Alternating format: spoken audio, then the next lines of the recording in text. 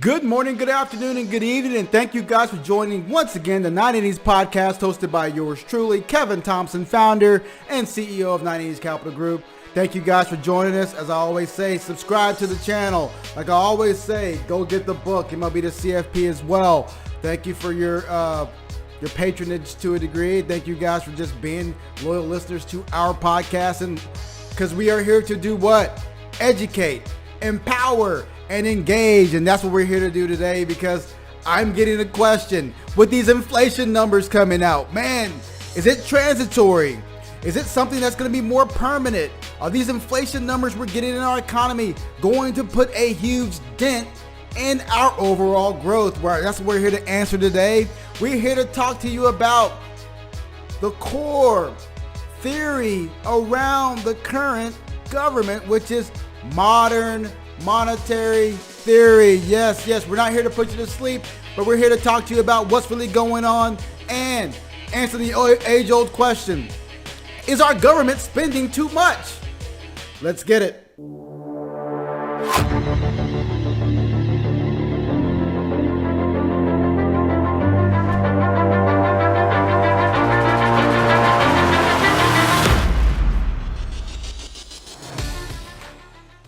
So the question's out there. Is our government spending too much money?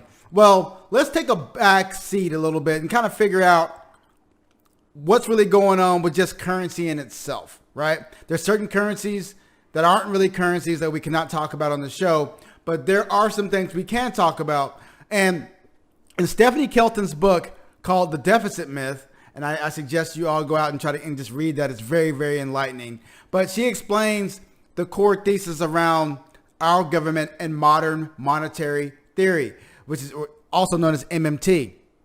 So one of the examples she used in the book was very enlightening to me, and it made the United States dollar that much more understandable.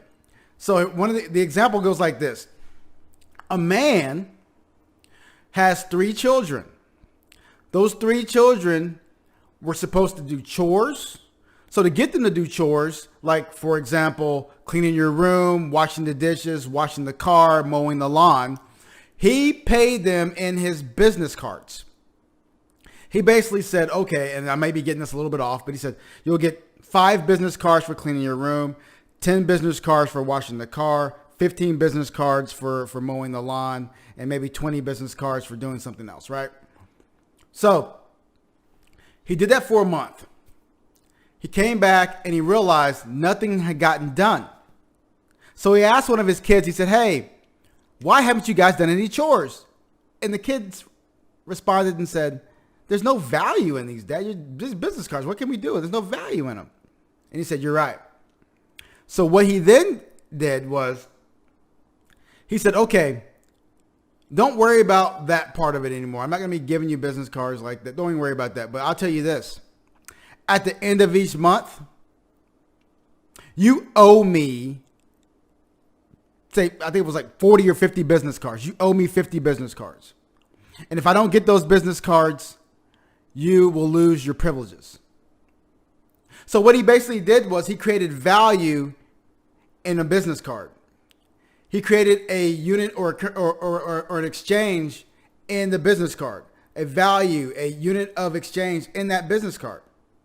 So now the kids would do those chores to be able to repay the father X amount of business cards at the end of the month, just to make sure they can go out and watch TV, go to the movies, and have those same privileges. That's the same thing our United States government actually does. The story around MMT is that the United States doesn't need your money, as according to Stephanie Kelton. The United States does not need your money, but it needs you to be productive. So what it does is it gives you currency to go out and buy things and do things and to enjoy life. But it also wants you to be productive to attain that currency. You being productive allows them to do what? It allows them to basically tax you. So say, for example, the government gives you $1. You have the opportunity to spend that dollar or to use that dollar to create some other more dollars, right? Some people take that dollar and say, okay, I'm going to take this dollar. And I know I owe the government X amount pennies on this dollar, but I'm going to take this dollar and I'm going to create more dollars by making this, by creating a business. So they take that dollar, they create a business. Now that dollar goes to other pieces of the pie. Maybe you employ people. Now a piece of that dollar gets broken down to other people in the pie, and now they get taxed on that same dollar. So ultimately, the government doesn't need your money. It just wants you to be productive.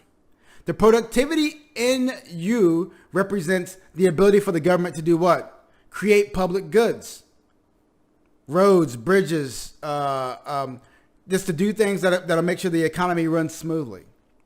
So when I was reading this book, I learned a lot in regards to how the government works. And also I learned a lot in regards to the fact that the government really doesn't need your dollars, because why? The government has the power of the purse. What does that mean? If you guys read my current blog I have out there, it's based on this same podcast. It goes around asking, hey, the government has the power of the purse. Is the government spending too much money? And the answer is no. The same thing we do when we get low interest rates. What do? We refinance our homes, refinance our loans. We shore up our balance sheet with low interest bearing loans, right? And they give us capital. If I can borrow at 1 or 2%, I know that out there somewhere in this low interest rate environment, I can probably get something a little bit better than that. That's just good business. The same thing the United States government's doing. They're going out right now. They're creating a lot of debt. But people are feeling like, oh, they're spending way too much money. How are they going to do this? It's the same thing we're doing. Now, one thing I'll say is the government is not a household. What do I mean by that? The government is not a household. The government is not a household because a household doesn't have infinite spending capabilities. The government does. We can't necessarily create our own currency. Well, you can, but it's illegal. But we can't create our own currency or more of that same currency without having to go to prison for it. The government, however, can do it as much as they want. They have the power of the purse. So when we talk about power of the purse, we're talking about two things. One, the government has the power to do what? Lend in the USD, lend in its own currency. Give that money out. But they also have the power to do what? Borrow in their own currency. Bring that money back. They also have the power to do what? Control their own interest rate. They also have the power to do what? Control the stipulations on how they repay these debts. They have the power of the purse. People want to equate this to Greece, Venezuela. It's entirely different. Why is it entirely different? It's entirely different because of a couple of reasons. One, Greece doesn't have the power of the purse.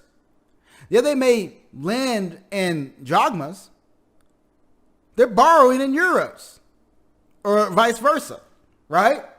So they don't control the interest rate in which they repay the loans. They don't control the interest rate in which they repay their debts. So that's the issue with a lot of these other countries, because they don't lend and borrow their own currency and they can't control the rate of their debt repayments, which ultimately causes huge inflationary environments, also ultimately causes huge debt-ridden economies, and therefore they can't necessarily spend their way out of it. They can't just create more drachmas, because what does that do? It creates inflation. What does that do? It hurts their economy. They can't do that. So from an economic perspective, we're entirely different than some of those nations you're hearing on TV, especially the last 4 or 5 years. Italy, same way.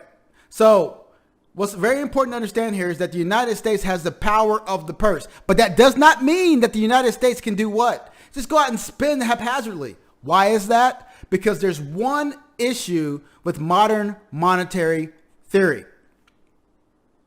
Can you guess it? If you guess inflation, you're absolutely right. Inflation is one single issue with modern monetary theory. If inflation gets out of control, it could be a problem.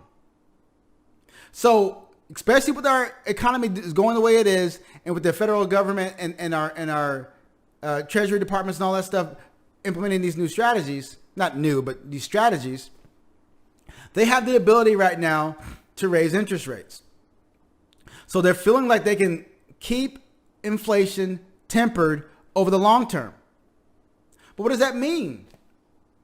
Well, they don't want to raise interest rates too quickly.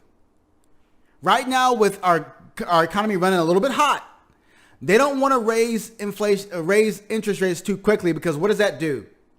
It chokes off the economy. If it chokes off the economy, it slows down growth. If it slows down growth, it slows down job creation.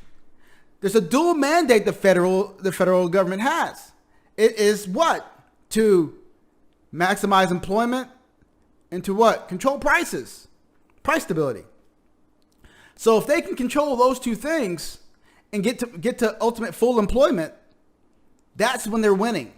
Because that means they'll increase GDP. That means their growth would ultimately outweigh the cost of their debts. And that means the same thing we're doing. If we're borrowing for less than 2% and our growth is 4 or 5%, we're winning. So the government's not doing anything different than a household would do. The only thing that's different that the government has is unlimited power of the purse, unlimited spending. And with MMT, there is a thing where the government can just continue to print money. Continue to print money. Absolutely. We can print money. We print money. We put it back in our economy. Let's do all these things. It's infrastructure spending, stimulus 1, stimulus 2, stimulus 3, whatever you have it. That's a possibility because interest rates are so low. As long as inflation doesn't curtail the efficacy of the stimulus. That's basically it. So the blog that I have on modern monetary theory, again, Stephanie Kelton did a wonderful job explaining modern monetary theory. I probably didn't do nearly a great a job. I get it. She's phenomenal. Stephanie's very, very, very great. Go read her book, The Deficit Myth. It's on iTunes, or I think it's on Apple Books and Amazon. Phenomenal book. I thoroughly enjoyed it. I probably would read it again here pretty shortly. But the reality is that the United States is very, very powerful in regards to having the power of the purse, have the power of their dollar, because, well, like I mentioned before, I haven't mentioned this yet, but I'm mentioning it now. The USD is the world's reserve currency. How long will that last? I don't know, but as of right now, it's the world's reserve currency. The government has the power of the purse. They can create currency. They can borrow currency. They can lend currency. They can do whatever they want with their currency. They can control the interest rate on the currency. So they have the ability to be very, very flexible in regards to how they raise capital, right? 3, the government can basically tax. Didn't mention that. Government wants to raise money. They can go out and tax you. It's that simple. So our government has a lot of flexibility in regards to what it can do overall economically. It may not be, from a political standpoint, it may not be that politically, they may not be that politically inclined to do such things. But at the end of the day, they have a lot of flexibility in what they can do from a governmental standpoint. Hey guys, thank you guys for joining us. I hope this has been an interesting experience.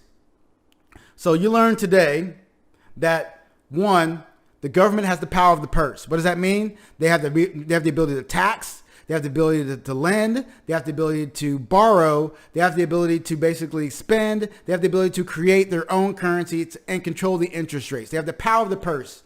2, the government is not a household. Remember that. The government is not like you and me. They have unlimited budget. They can do whatever they want with their currencies. They can do whatever they want. They can create new dollars. We can't do that, because if we did that, we'd be in the clank, right? 3, modern monetary theory is basically that. It gives us the ability to do what? Raise as much money, especially during these low interest rate environments. There are some things that can curtail modern monetary theory, which one being inflation. As long as inflation is subdued, modern monetary theory makes sense.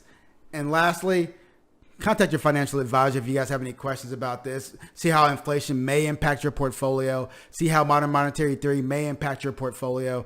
Make sure you get with a financial advisor that is savvy enough that understands this information and does their own due diligence and learning about such matters, because it's very, very important that you know exactly what's going on, not only now, but that's 2 or 3 years from now, that how it can impact your overall financial life. Thank you guys for joining us. Thank you guys for joining the 9 Innings podcast. Again, don't forget to subscribe to the channel. Don't forget to get the book. Don't forget just to continue to listen to us and have a great time. We're here to educate, empower, and engage, and that's what we're here to do today. So appreciate you. Stay safe and have a wonderful, wonderful day.